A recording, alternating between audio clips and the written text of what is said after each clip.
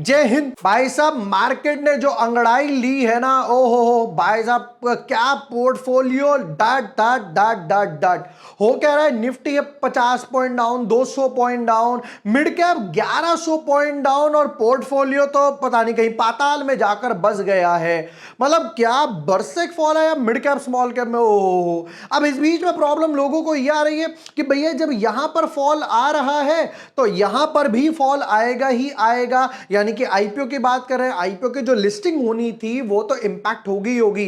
जहां पर मैंने आपको ह्यूंडई में भी बताया था कि भाई जितना बड़ा आईपीओ उतनी ज्यादा सप्लाई नहीं लगाना है, नहीं लगाना है, नहीं लगाना है। और फाइनली हुआ क्या, ह्यूंडई लिस्ट हुआ 1.5-2% पे, सक सक सक सक करता गया और 7% के आसपास डाउन हुआ। और आगे भी यही देखने को मिला गया। क्यों? क्योंकि पूरा ओएफएस था, रिजर्व्स खाली कर दिए भैया 10,000 करोड़ रुपए से। चलो कोई नहीं, जाने दो। अब इस बीच में काफी सारे बैक टू बैक 3-4 आईपीओ वगैरह आ रहे हैं। 3-4 आईपीओ के वीडियोस तो मैंने ऑलरेडी डाल दिया है। अब आया एफकॉन्स करके कंपनी है, इंफ्रास्ट्रक्चर से रिलेटेड है। तो क्या वैल्यूएशन है, आप कितना उठा रहे हो, कितना फ्रेश इश्यू है, कितना ओएफएस है, किस वैल्यूएशन पे, प्रॉफिट मार्जिन क्या है, क्या सब कुछ है, मैनेजमेंट वगैरह क्या है, कुछ नहीं, सब कुछ इस वीडियो में मिलने वाला है। और फिर पता चलेगा कि भैया कितना ओवर सब्सक्रिप्शन हो सकता था और कितने लिस्टिंग गेन हो सकते थे, और ये जो मार्केट गिरा है उसकी वजह से क्या इंपैक्ट आया है, लगाना है या नहीं लगाना, ये भी देखने वाले हैं।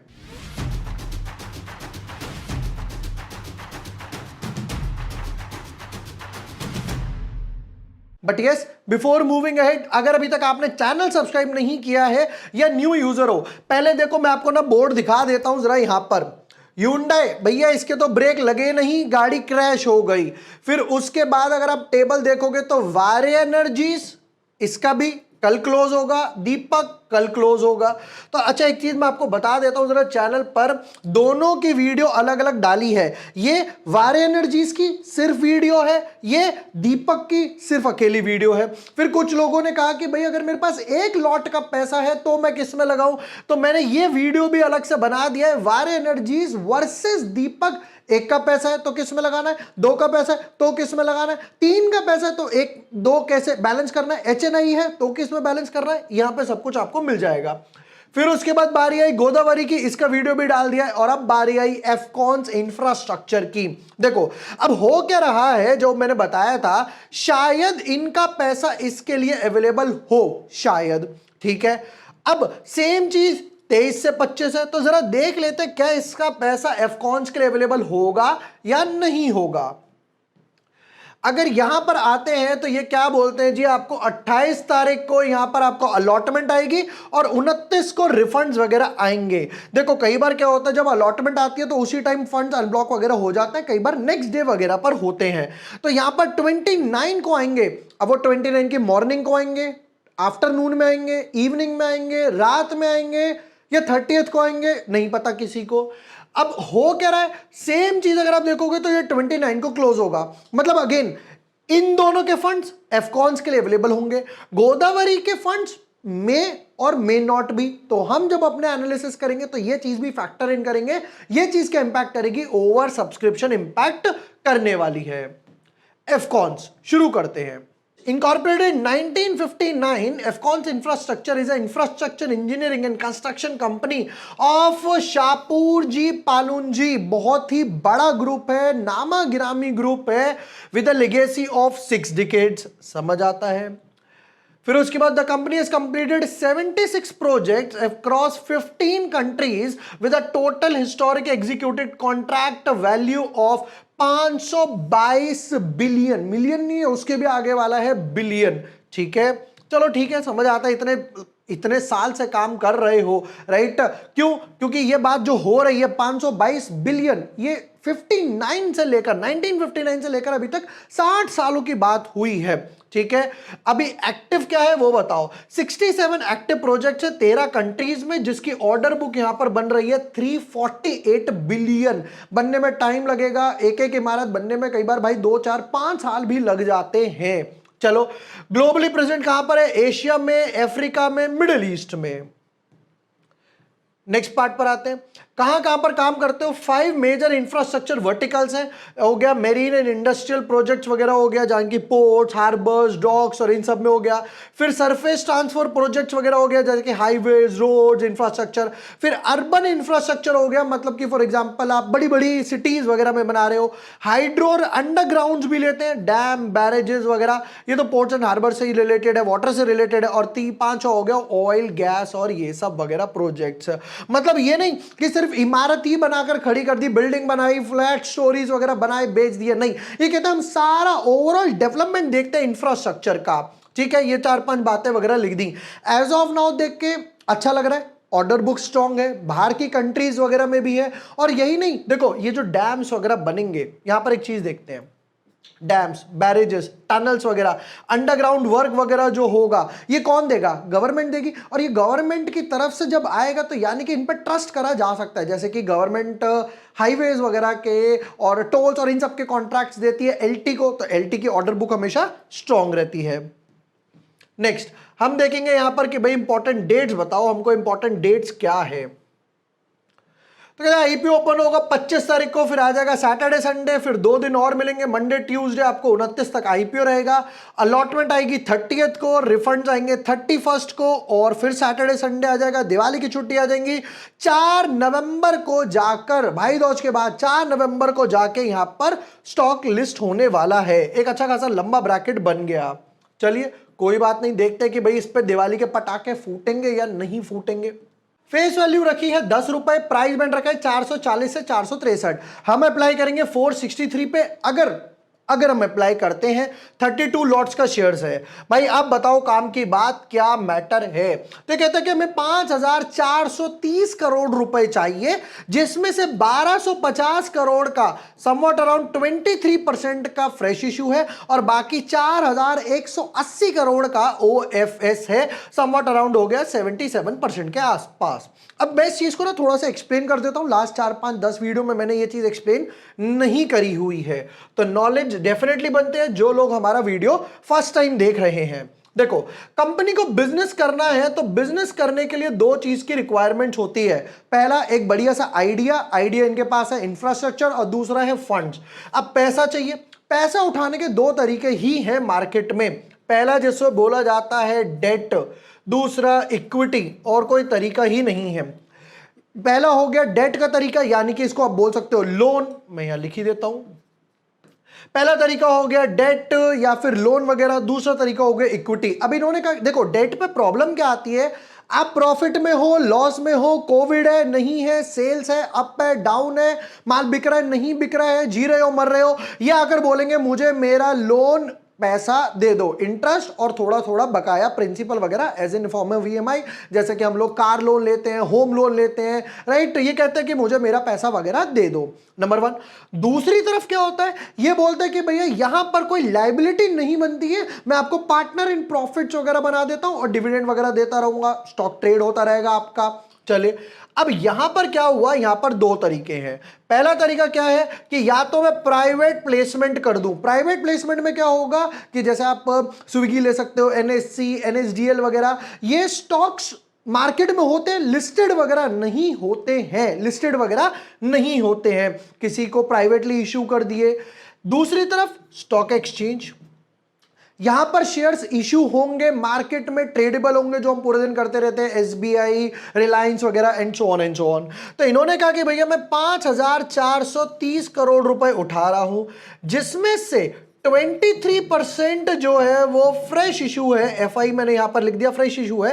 बाकी पैसा कहां जाएगा, बाकी पैसा जाएगा यहां पर ओएफएस के फॉर्म में, मतलब या तो कोई जिसने के पास पहले से माल पड़ा हुआ है वो अपना माल आपको बेच देगा, यानी कि प्रमोटर हो सकता है, एफआईआई हो सकते हैं, डीआईआई, कैपिटलिस्ट वगैरह हो सकते हैं, जिनके पास ऑलरेडी माल यहां पर पड़ा हुआ है।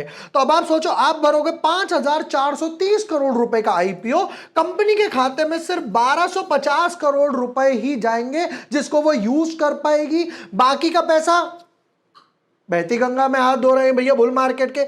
मेजर पार्ट यहां जा रहा है ओएफएस में, कंपनी के पास नहीं जाएगा, तो this is a negative situation. 50-50 होता, 40-60 भी होता। भाई साहब ये तो 80-20 के आसपास का रेशियो है, जो कि मुझे अच्छा नहीं लगा। नेक्स्ट पार्ट पर आते हैं। ओहो, QIB को देने वाले हैं 50% के आसपास, रिटेल वालों को देंगे 35 तक, और यहां पर देंगे 15। लास्ट वीडियो में एक बंदे ने बोला कि भैया क्या तुम एनालिसिस कर रहे हो, रिटेल वालों को तो हर बार 35 मिलता है। ऐसा नहीं है, दो कैटेगरी है, 10% मिलेगा या 35 मिलेगा। आप सेबी से अप्रूवल वगैरह लोगे, आप यूनिकॉमर्स का देख सकते हो, ब्रेन बीस का IP सकते हो, यहां पर सिर्फ 10% ही मिला था रिटेल वालों को। एक एक लॉट कितने का लेकर आ रहे हो जरा वो बताओ, वो इंपॉर्टेंट है। कहते हैं कि अगर आप एक लॉट लोगे तो आपको पड़ेगा 14,816 का। रिटेल कैटेगरी में लकी 13 तक आप लगा सकते हो। उसके ऊपर एप्लीकेशन जाती है तो आप 14 लॉट्स लगाओगे, 2 लाख तक एप्लीकेशन हो जाएगी। अच्छा एक चीज और, चाहे वो रिटेल कैटेगरी हो, स्मॉल HNI हो, बिग HNI हो, कोई लॉक इन पीरियड नहीं है। 10:01 पे IPO लिस्ट होता है, आप खटाक से बेच सकते हो, आपकी चीज है, जिसमें भी आप लगाना चाहो बिंदास लगाओ। नेक्स्ट पार्ट पर आते हैं।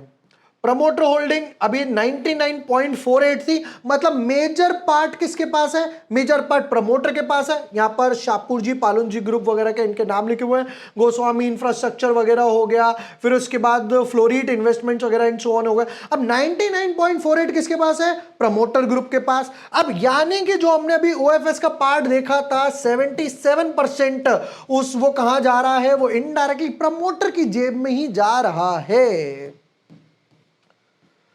फाइनेंशियल बताओ भैया, काम की बात यह है कितना पैसा कमाते हो, कितना पैसा गवाते हो। फाइनेंशियल्स की तरफ देखते हैं तो यहां पर क्या हुआ, फुल ईयर और ये एक क्वार्टर। मुझे एक बात समझ नहीं आ रही, इतनी सारी कंपनीज ने रिजल्ट्स डिक्लेयर कर दिए, जब IPO लेकर आ रहे हो तो आपके लिए ग्रैंड सेलिब्रेशन है, तो भैया 2 क्वार्टर का, हाफ ईयर का दे दो, कोई नहीं। 1 क्वार्टर का है, हम इसको इक्विवेलेंट बना के 4 कर लेते हैं, एक बैलेंस पता लग जाता है। डॉट टू डॉट तो नहीं हो सकता। एसेट्स 13,000 करोड़, 14,000 करोड़, 16,000 करोड़, और एक क्वार्टर में ही 800 करोड़ के एसेट जोड़ दिए, ये हो गया 17,000 करोड़। जब पूरे साल में 2,000 करोड़ जोड़ते तब की बार तो पहले क्वार्टर में ही 8,000 करोड़, 800 करोड़ जोड़ दिए, बढ़िया है। रेवेन्यू 11,270 करोड़ की सेल्स हुई, 12,800 करोड़ की सेल हुई, 13,600, 800, 800, और अब की बार 3200। मल्टीप्लाई भी करें, 3200, 64, दूनी 128, समवट अराउंड 12,000 करोड़ के आसपास की सेल्स है। बट डेफिनेटली सेकंड हाफ ज्यादा बेटर रहता है। कंस्ट्रक्शन कंपनीज वगैरह का दिवाली और ये वो सब आता है, बट ये उस वाले में नहीं है, ये उस वाले में है जब B2B वगैरह काम चलता है, गवर्नमेंट टेंडर्स वगैरह आते हैं। प्रॉफिट 11,000 करोड़ की सेल्स पे सिर्फ 350 करोड़ का प्रॉफिट हो रहा है, समवट अराउंड मार्जिन है 3% के आसपास। 12,800 राउंड ऑफ टू 13,000 करोड़ की सेल्स पे 410 करोड़ का प्रॉफिट, अगेन 3% मार्जिन। फिर वापस से देखोगे सेल्स बढ़ी ऑन एन एवरेज 2-3% का मार्जिन, और अब की बार तो सिर्फ 2.8% मार्जिन। 2-3% ही है, क्योंकि B2B में है, गवर्नमेंट से टेंडर्स ले रहे वगैरह हो, तो गवर्नमेंट कहेगी अरे यार तू इतने में काम कर रहा है, किसी ने तेरे से कम टेंडर भर दिया, मैं उसको दे रहा हूं, तो लोएस्ट बिडर को ही हमेशा गवर्नमेंट टेंडर्स वगैरह देती है। फिर भी 91 मल्टीप्लाई बाय 4 करें तो भी 360, 370 बढ़ेगा, तो कुछ ज्यादा खासा इंपैक्ट नहीं आया है प्रॉफिट में। रिजर्व्स 2100, 2600, 32, 33 बराबर है, बट बोरोइंग देखो 15 का सीधा 24 का 33। 2 साल में बोरोइंग्स डबल हो गई, जो प्रॉफिट को इंपैक्ट कर रही है। क्यों? क्योंकि यहां पर 3,000 करोड़ का आपने जो लोन लिया हुआ है, उस पर आप ऑन एन एवरेज कम से कम somewhat around I should say 250-300 crore का तो आप ऑलमोस्ट इंटरेस्ट ही भर रहे हो। एक चीज समझ आती है भाई, इंफ्रा कंपनी है, पैसा होगा तो बनाएगी, बट जब आपके पास अच्छे खासे रिजर्व्स है, 3,000 करोड़ के रिजर्व्स है, 3,000 करोड़ की बोरिंग्स है, तो पे करके थोड़ा सा पैसा बचाओ, थोड़ा सा प्रॉफिट में बैलेंस शीट में दिखना चाहिए ना यार, दमदार बैलेंस शीट है। फाइनेंशियल्स कुछ ज्यादा खास उतने नहीं लग रहे। हाँ, कंस्ट्रक्शन कंपनी है, उस हिसाब से मार्जिन वगैरह हम लोगों ने फैक्टर इन कर लिए। कुछ इंपॉर्टेंट रेशियोज पर नजर मार लेते हैं। रिटर्न ऑन इक्विटी 10% के आसपास है, return on capital employed 14, debt to equity almost 1 के आसपास है, प्राइस टू बुक 4 थोड़ा लो टू है ऐसी बात नहीं है, कुछ हाई है, बैलेंस्ड है। पैट मार्जिन 2.8 जो हम लोगों ने कैलकुलेट कर लिया। पैसा किस लिए उठा रहे हो बाबू वो बताओ। पहला पॉइंट कहते हैं capital expenditure towards purchase of construction equipment. Construction equipment 60 साल पुरानी कंपनी हो यार, आपको क्या जरूरत है कैपिटल मतलब कंस्ट्रक्शन ऑफ इक्विपमेंट। इतने तेरे भाई प्रोजेक्ट चल रहे हैं ऑलरेडी, तेरे पास इतना सारा इक्विपमेंट वगैरह होगा, चलो कोई नहीं। Funding long term working capital ये समझ आता है। प्री पेमेंट और schedule payment repayment of a portion of a certain outstanding borrowing, समझ आता है कि भैया लोन वगैरह कम करेंगे, अच्छी बात है, बट प्रॉब्लम क्या है वो समझो। देखो अगेन उसी बात पे आते हैं, आप उठा रहे हो 1200 सॉरी आप उठा रहे हो 5430, जिसमें से 1250 ही कंपनी के पास जाएगा। अब उसमें आप ये भी कर लोगे, मान लो 200 300 400 500 करोड़ का लोन पे कर दिया, थोड़ा बहुत वर्किंग कैपिटल भी रखोगे, केपेक्स वगैरह भी लगाओगे, तो भाई आपको ज्यादा पैसा फ्रेश इश्यू के लिए उठाना चाहिए था ना, फ्रेश इश्यू के लिए। चलिए कोई प्रॉब्लम नहीं है, नेक्स्ट पार्ट पर आते हैं। चलिए जी, नंबर 1 ओवरऑल देखा जाए promoter holding as of now strong है। ओएफएस ऑफ फ्रेश इश्यू का जो एक रेशियो है थोड़ा सा डिसबैलेंस वगैरह, एसेट्स काफी अच्छे हैं, लोन थोड़ा सा कम हो जाए अच्छा लगेगा, एक अच्छी बात है, कंपनी प्रॉफिट में है। ऑर्डर बुक बहुत स्ट्रांग है, ये बात बिल्कुल माननी पड़ेगी। ये आगे जाकर ऑर्डर बुक क्या होती है वो आज आपको पैसा नहीं दिखाई देता, बट आगे जाकर जब ये साइकिल रोटेट होती रहती है ना, बनती रहेगी फिर पैसा लगाएंगे, बनती रहेगी तो ये एक अच्छी बात समझ आ रही है। अप्लाई करना है, हाँ डेफिनेटली अप्लाई किया जा सकता है, बट फुल फोर्स में अप्लाई नहीं करेंगे। जो मैं बोलता हूं कि मम्मी के पापा से, भाई के, इसके उसके, कुत्ते की बिल्ली के अकाउंट से करो, वो वाला हिसाब नहीं नजर आ रहा। मार्केट के सेंटीमेंट्स भी थोड़े से वीक नजर आ रहे हैं एज ऑफ नाउ। Hyundai ने भी एक डेंट वगैरह दे दिया, बट प्रॉब्लम क्या आएगी कि क्या गोदावरी का पैसा उसके लिए अवेलेबल होगा या नहीं होगा, तो उसके हिसाब से देखो 5430 करोड़ का आईपीओ अपने आप में ही एक बहुत बड़ा आईपीओ है, छोटा आईपीओ नहीं है। Over subscription somewhat around 10 times तक ही होगा, मैक्सिमम 10 टाइम्स तक हो जाए, ये भी बहुत बड़ी बात है। 7-8 गुना के आसपास ओवर सब्सक्रिप्शन होगा। लिस्टिंग गेन की बात करें तो मैं जो देखूंगा वो समवॉट अराउंड 5 से 15% के आसपास ही लिस्टिंग गेन है, कोई एक हाईफाई लिस्टिंग गेन नहीं है। क्यों? क्योंकि वैल्यूएशन प्रॉफिट मार्जिन के हिसाब से 2% का प्रॉफिट मार्जिन के हिसाब से थोड़ा सा ज्यादा लग रहा है, इसलिए थोड़ा ही अप्लाई करेंगे, फुल फोर्स में अप्लाई डेफिनेटली नहीं करने वाले हैं। ये थे एफकॉन्स आईपीओ के डिटेल्ड एनालिसिस। वीडियो पसंद आया हो share with your friends, like and subscribe. Thank you for watching the video. Lots of love.